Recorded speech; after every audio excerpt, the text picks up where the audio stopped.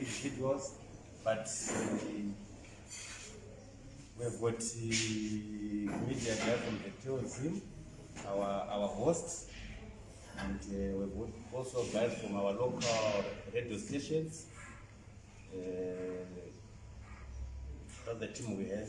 So back to you, Ostalos. Okay, thank you very much. We're going to have this very quick interaction with the President, Advocate Nelson Chamisa. So I'll give him this time to address you. Once you address, then we can take one or two questions for the purpose of clarification. Mr. President. Well, thank you very much, Ostalos. Thank you, members of the press. We are here to appreciate and thank you for allowing us to interact with you. We have never had this kind of interaction. This is the first of this kind at the level of Masvingo as a province. We are in this province for our programs. The reason why I'm here is to have an interaction and a conversation with citizens and also with communities on the future of our country, on the state of play in our nation, but more importantly on the way forward and what we believe to be the solution to the problems affecting the country. So I've had an encounter with a number of opinion leaders within Masvingo urban, also in the countryside. I'm going to be here for the next 3 or so days so that I leave no stone unturned and no turn unstoned. Metaphorically, you know, once you start to invite stones, yesterday I see my colleagues in Zanu PF love stones a lot. So they wanted to greet us with stones, said, look, we are peace people, we are peace-loving people, so we would not entertain that kind of provocation. I have here with me the organizing secretary, Mr. Chibaya, Honorable. I also have Masvingo, our Women's Assembly chairperson, and our deputy chair, Honorable Cecil Zanu. Ostalos, I'm sure you know him, as he has already introduced himself. So that is the introductory bit. We are focusing more on the convergence of all citizens, the focus being that citizens have to come together, and our focus is to make sure that we bring citizens at the core and at the center of our decision making within the nation, in national processes, in national decision making, but also being able to bring communities to be the pivot and the compass of our decision making, whatever we do as an organization, but also as a country. That is basically the thrust and the focus. You are aware of what is happening in the country. You saw what happened in terms of the violence that we saw yesterday, an indication that our colleagues in Zanu PF are panicking, desperate, and of course, as in 6s and 7s, they can't manage us, they can't hold us.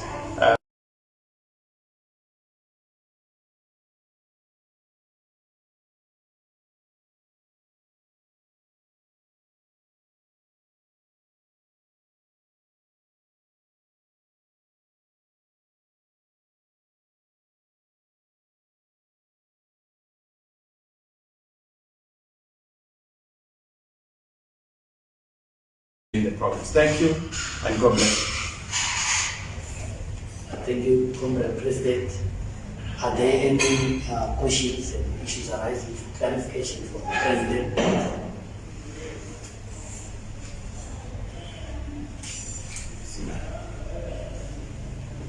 Yes, you can introduce yourself and then. Thank you very much. My name is Clayton Sherry. Mr. President, your vision has been very clear that you want to see a united country. My question is, how will you tackle the issue of inclusion of special interest groups or marginalized communities in the run-up to the 2023 election? That is my question. Is there any other question before the President comes in? Well, I suppose we need to answer that first. Yes, special interest groups are very important. If you look at the party level, we actually have a special arrangement within the organs of the party, where the special interest groups and minorities groups portfolio secretary, who is in charge of coordinating the work around all the special interest groups and also minority groups. We know they've done a good job. It's part of what is also going to be the input into our national policy to make sure that we consider everybody. In fact, our policy that nobody should be left behind. Nobody should be excluded. We are an inclusive party. If you look at persons, with disabilities, PWD, we've actually even created a special disability council within the party to drive and monitor the process of inclusion, the process of participation and involvement of those who are in the in that category, and they've done a good job. Mr. Masvingo is the one who is in charge with Advocate Mateta. They are doing a fantastic job. Of course, having structures is not adequate. It's also to be able to come up with the policies, and those policies are in place. Just yesterday, I had an interaction here in Masvingo with people with disabilities, and they gave me their feedback on what should be done, what they're expecting, and that is the kind of conversation we're going to promote. But going forward, the country at the national level must actually break, the past tradition of marginalizing and ostracizing special interest groups. How do we do that? We must streamline all government programs, all government facilities must always ensure that they're involving and also including those special interest groups. But to be able to involve them entails making sure that we reach out to them. We also involve them in decision making at parliament and legislative level, but even in the executive and also in local authorities. So yes, it's something that is quite pivotal, and I've told you that from a structural point of view, but also from a policy point of view. It's something that is quite big and that we focus on. I hope I've answered you. Thank you. Thank you. Thank you very much. My name is Masvingo. My question is in relation to the incident that happened yesterday. Social media was awash with various information, which I want to say some was misinformation, some probably fake news. Can you clarify what really happened yesterday, and maybe probably your reaction towards that incident? Well, I'm also sure what you want me to clarify. The evidence was there for all to see on what happened. There was violence, there was an attack on our convoy, some were injured. A former councillor who was recalled was actually injured in the process, Mr. Bergunash. Journalists were there, I'm sure the media were there, and they saw what happened.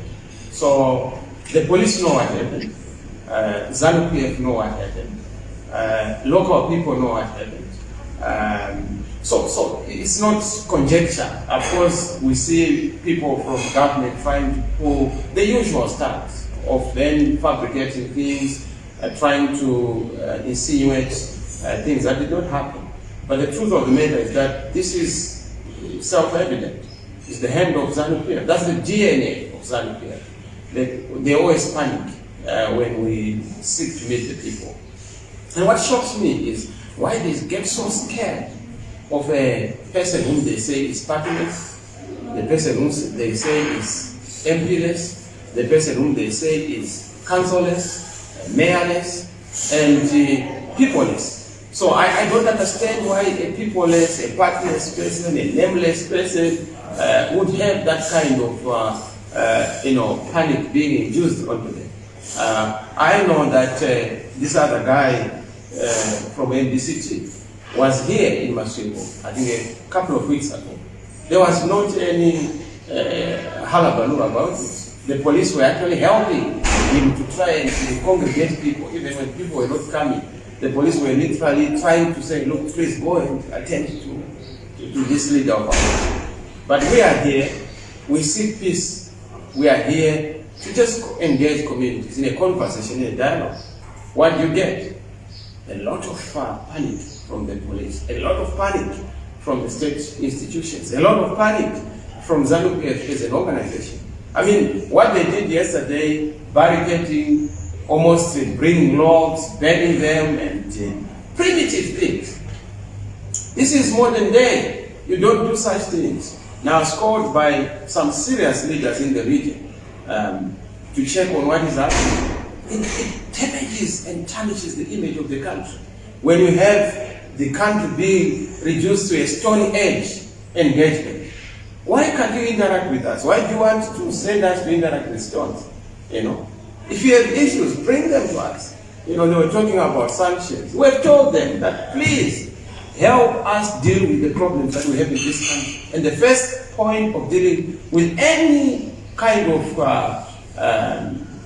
conditions that have been put or conditionalities that have been put on the country is internal dialogue, so that we can give them ideas on how to solve this very simple problem. Zanu PF think that the issue of sanctions is a complex problem. It's a very simple one.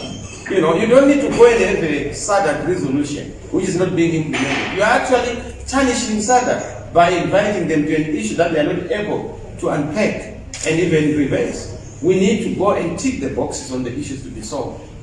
In this country, if we don't deal with bad governance, we don't deal with sanctions, we don't deal with corruption, we will not move forward. But to be able to deal with that, we need a political settlement, an internal political settlement that will bring every Zimbabwean to move on how we return our country to legitimacy, how we return our country to a democratic path, credible elections, undisputed free and fair elections by the people of Zimbabwe, that we will be able to move forward and have an inclusive society where everybody is a winner. We don't want a winner take all kind of situation. Let's be clear on the clear guideline. Hand over, take over. We are busy focusing on how we are going to take over power in this country because it's a constitutional requirement. Regime change is a constitutional requirement. That's why elections are held. Some people want to bastardize and criminalize what they call regime change. Regime change or regime continuity is the sole function of an election. So when people choose to change the regime, it's done according to the constitution and according to an election. That is what it should be. And there should be no problem. So yes, yesterday we had those problems. For us, it's almost like an assassination attempt. People may think that is just stoning of, but when you have people who actually, there was a possibility of loss of life. Now when you do such ambushes, hiring people, dragging them, giving them beer, or beg beer for that matter, that is antiquated, you know, and backward. We don't expect that. This shows you that even in the run up to the election, the leopard has not changed his spots. Zanu PF is likely to do what they know best, their DNA, which is violence, especially when they know that they are not going to win the elections. But tell you what, doesn't matter what they do, the writing is on the wall. The people are going to win, and the people have won. So yes, we see this attempt, an attempt to try and ban us. You know, we've been banned on ZTV, we've been banned on radio. You will never hear about us on radio, except if we are being attacked. We've been banned in the Zim papers staple, the Herald. You will never see us in the Sunday News or Sunday Mail. In fact, the past 5 or so years, I've never been interviewed by the Sunday Mail or the Herald. Not that I want to be interviewed, but at least let them herald what I'm saying. Let them at least have the Sunday News or Sunday Mail of the things that are being said by our party, rather than what they are interpreting or saying on our behalf. They've tried to ban us even in Parliament. They've tried to ban us even in the courts. They've also tried to even ban us in our headquarters by trying to create that other outfit, which is their creation. They've tried to even ban us to exist as an opposition. Even at Z. Anything with a Z, they want to ban us. I'm sure Zinara is going to ban us very soon and will not go on the roads. They are so determined to ban us. Anything Zimbabwe, they don't want to hear about us. But they can't wish us away. We are the people's party. We are the people's force. We are the chosen people. That's why they've not recovered from 2018 where we defeated them in an election. But look, we are not shaken, we are not worried, we are determined. If Mugabe was bad, this one is worse. He seems to have learned nothing and forgotten nothing about dictatorship and autocracy and the following. Thank you. Okay, we'll take the last two questions. Mr. President, my question, I think I want to focus on the youth. What is the MDC Alliance done in order to incorporate the youth? Because as far as maybe it's my own observation, we can see that the youth are almost 60%, or they are said to be 60% of the electorate. And right now, with this COVID-19, it seems they are the issues of campaigns and that stuff. So what is the Alliance done so that they can incorporate that large number of the electorate, so that maybe they will reflect on the 23 amnesty calls? Thank you. I think the first thing that's the first thing that has been done.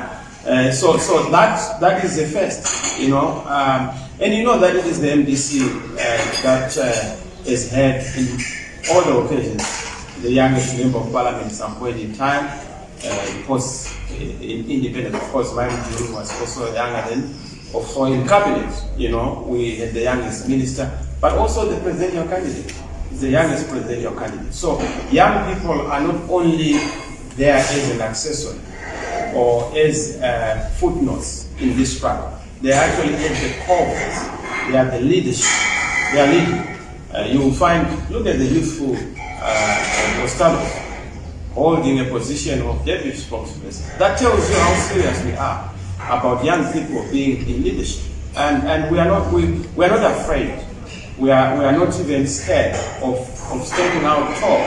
Because even in 1980, most of these who are now octogenarians in their 80s, nonagenarians in their 90s, were actually very young then because of you know, the youthfulness and the vibrance that they had during the liberation struggle. So yes, I have a lot of confidence in young people. I also honor the elderly.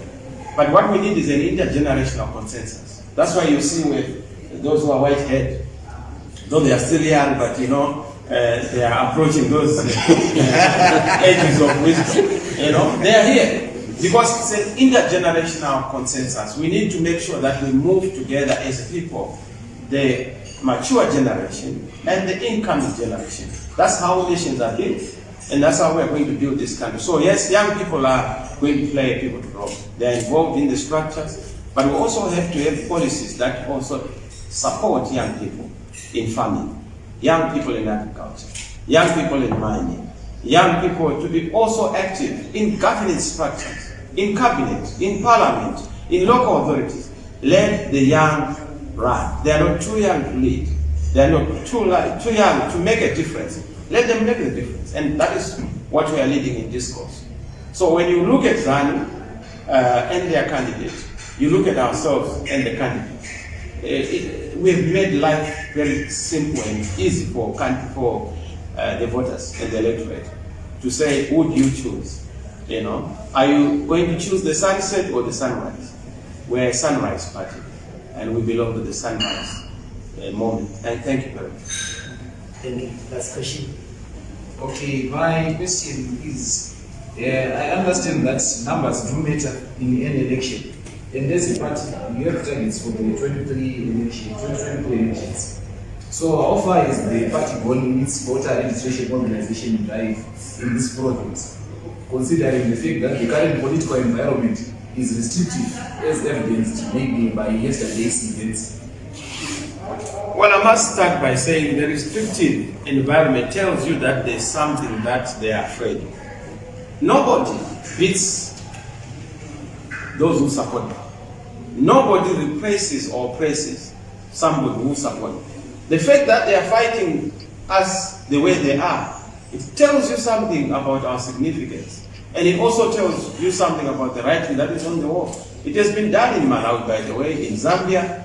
These tactics are used by dictators. You know, dictators have a handbook in their pocket. And they are all from the same mother and father. They behave in a particular fashion. When they are threatened, they beat up people. When they are threatened, they restrict political activity. But tell you what, we've done so well.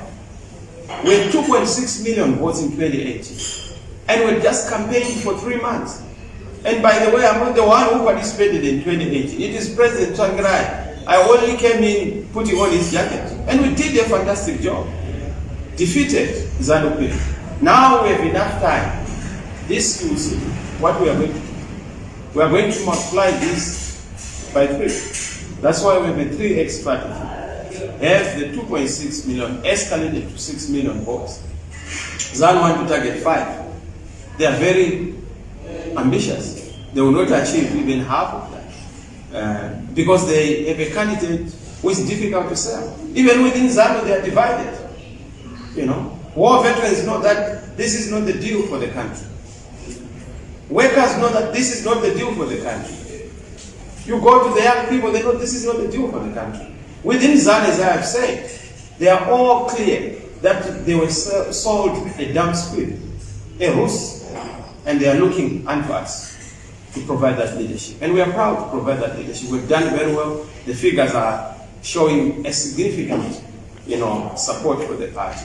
And that's why you see the convergence narrative. Everybody is converging. Doctors want change. Workers want change. Traditional leaders want change. Young people want change. Journalists want change.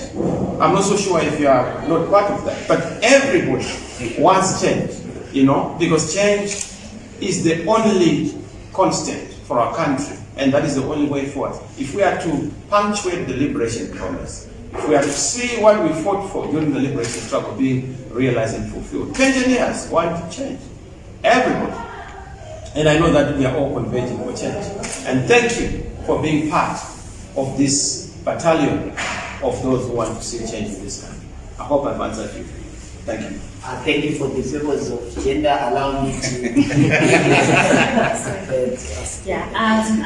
I'm very sorry for I have a quick one. Don't apologize. Okay, all right. We always reserve the last for best. Okay. Thank you. Recently, the Douglas Monzora, one of his party comrades was here, and he mentioned that the MDC Alliance name issue was as good as solved. So I just wanted to get from you, where does this put you in terms of identity with the electorate? Since they are now claiming that they are now almost having that MDC Alliance take. Well, that's the misfortune of being a star. When you are a star, everybody wants to be yourself. And you look at what these guys are saying. I'm sure they want to change even their names to try and assume our individual names. It's understandable. That happens. They say that success has many parents, but failure is an orphan. They would want to be associated with the MDC Alliance. It's a fact that MDC Alliance is a political party, was a political party in 2018. I've made this point over and over again. And I must also say, my sister, this is one thing that boggles my mind. Anybody who belongs to the alternative must be innocent, honest, have integrity, and not lie. Now, when you operate on the template of deception and deceptive politics, you know the truth. That you actually had the papers, you were signing for certain people as MDC Alliance. You even participated in the request asked to allow you to be a senator as an MDC Alliance. But you want to lie to those people, and lying to yourself, and lying to God. You don't deserve to meet. Under those circumstances, you don't constitute an alternative. That deceptive politics is very unfortunate. So, we are not worried about names. You call a donkey something else, people know that is a donkey. So if you call MDC Toko, whatever you call it, it will remain MDC Toko. And that's the party that they are leading. It's no longer MDC Tsvangirai, because Tsvangirai is no longer there. And Tsvangirai appointed a leadership that he thought and believed in. And they rejected what Tsvangirai had done. But now we are moving forward. We are charting a new course and a new direction. The name of the party, those are all issues that are already solved. It's only that it's a matter of time. You know, once beaten, twice shy. We want to be very distinct in our identity. We want to be very distinct in what we stand for, in everything, so that there's no confusion in the minds of the people. So don't worry about those who want to claim they're us. We just want to make sure that we stop them from continuing to impersonate going forward, especially in the election. But now the people know their leadership, and the people are very clear. They are going to support us to win Zimbabwe for change. And we are all determined. A new great Zimbabwe is on the horizon. It is known by everybody. You can't stop an idea whose time has come. You know, and we are so excited. That's why we are already preparing for the handover, takeover, for the transitional mechanisms, but also for the inauguration and the swearing in. Because we are very clear about the victory in this country. Some are saying, oh, even if you win, they will not accept. Only if we win with a small margin. This time we don't want a small margin. We are going to win with a huge margin. And this is why we are mobilizing numbers. Numbers can't lie. Figures don't lie. And that is what we want to prove to the world. That yes, we've defeated the incumbent, and the incumbent must be defeated with a huge margin. Thank you. Thank you very much, members of 40 State in Masvingo. Mr. President said thank you very much for this briefing. Comrades and friends, thank you for coming. Have a good day. I also just appreciate, you know, I read a lot the Masvingo papers. The Mirror tells him, you guys are doing a fantastic job. And thank you for the work that you are doing. Not on behalf of MDC Alliance, because I'm not talking the party here. I'm talking about on behalf of Zimbabweans. We want to see the diversity of the media. You know, we hope that you continue to do a perfect job in covering all the political parties, players, and all the corners of the province and the nation. That is what we want to see in a new Zimbabwe. Journalists who are doing their work without fear or favor. We also want Herald to also be able to do the same. Are they here and represented? I'm sure they're not here, but next time please invite the Herald and ZBC. Tell them that, you know, they are not banned like they've banned us on their spaces. We are inviting them. You know, it's only Barbe who was greeted in a hostile manner. But that was just Barbe because of his friends in the party. But we are not hostile with the press. And thank you. God bless you.